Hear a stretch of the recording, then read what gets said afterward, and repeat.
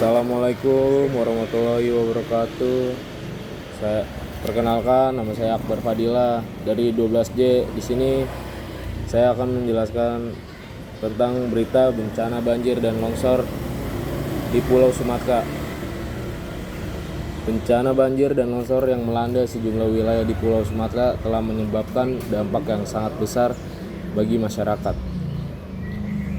Data resmi Badan Nasional Penanggulangan Bencana (BNPB) yang disampaikan melalui pemberitaan Detik.com mencatat jumlah korban meninggal dunia mencapai 303 orang, dengan rincian 166 orang di Sumatera Utara, 47 orang di Aceh, dan 90 orang di Sumatera Barat. Selain korban jiwa, masih ada warga yang dilaporkan hilang, serta ribuan masyarakat terpaksa mengungsi karena rumah mereka rusak, bahkan hanyut akibat banjir bandang. Pemerintahan daerah bersama TNI, Polri, dan relawan masih melakukan pencarian dan evakuasi warga dari lokasi-lokasi yang sulit dijangkau karena banyak infrastruktur seperti jembatan dan jalan yang ikut rusak. Kondisi ini menunjukkan bahwa skala bencana sangat luas dan menyentuh berbagai sektor kehidupan masyarakat seperti tempat tinggal, fasilitas umum, pendidikan, hingga akses kesehatan. Tujuan dari penyampaian data dan informasi mengenai bencana ini oleh pemerintahan dan media adalah untuk memberikan gambaran jelas mengenai situasi yang sedang terjadi, sehingga publik dapat mengetahui tingkat ancaman dan kerugian yang dihadapi warga Sumatera. Selain itu, pemberitaan ini berfungsi sebagai upaya mendorong peningkatan koordinasi antara pihak berwenang dan lembaga kemanusiaan dalam penanganan bencana.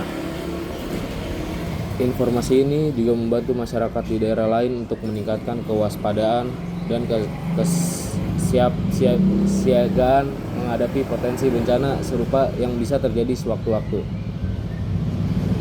Penyebaran informasi melalui media massa juga diharapkan dapat menjadi jembatan yang menghubungkan pemerintahan dengan masyarakat luas untuk mempercepat bantuan logistik, kesehatan, dan tempat tinggal sementara bagi para pengungsi. Alasan utama terjadinya banyak korban dan kerusakan besar dalam bencana ini berkaitan dengan kondisi cuaca ekstrim berupa curah hujan yang sangat tinggi sehingga sungai meluap dan tanah longsor di berbagai titik.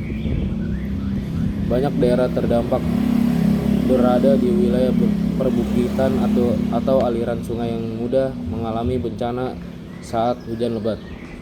Infrastruktur yang tidak memadai serta akses jalan yang terputus juga memperlambat proses penyelamatan, sehingga korban jiwa semakin bertambah karena banyak warga terjebak banjir dan longsor sebelum bantuan tiba.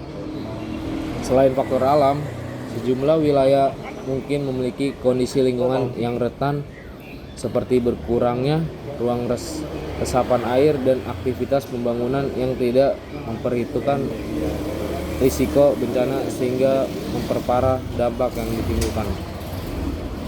Hal ini memperlihatkan bahwa masih ada pekerjaan besar dalam penataan ruang dan pengelolaan lingkungan di wilayah-wilayah rawan bencana di Indonesia. Kesimpulannya, bencana banjir dan longsor di Sumatera merupakan kejadian besar yang membawa dampak serius baik dari sisi jumlah korban jiwa maupun kerusakan fasilitas penting masyarakat. Situasi ini menjadi peringatan keras bahwa wilayah Indonesia termasuk Sumatera memiliki kerentanan tinggi terhadap bencana hidrometeorologi. Oleh karena itu, pemerintahan dan masyarakat perlu meningkatkan langkah mitigasi bencana seperti memperkuat sistem peringatan dini, memperbaiki infrastruktur penanganan bencana, melakukan edukasi kesiapsiagaan, serta memperhatikan kelestarian lingkungan agar risiko korban dapat ditekan. Dengan adanya upaya nyata dan berkelanjutan, diharapkan kejadian serupa tidak lagi menimbulkan kerugian sebesar di masa mendatang. Sekian penjelasan dari saya.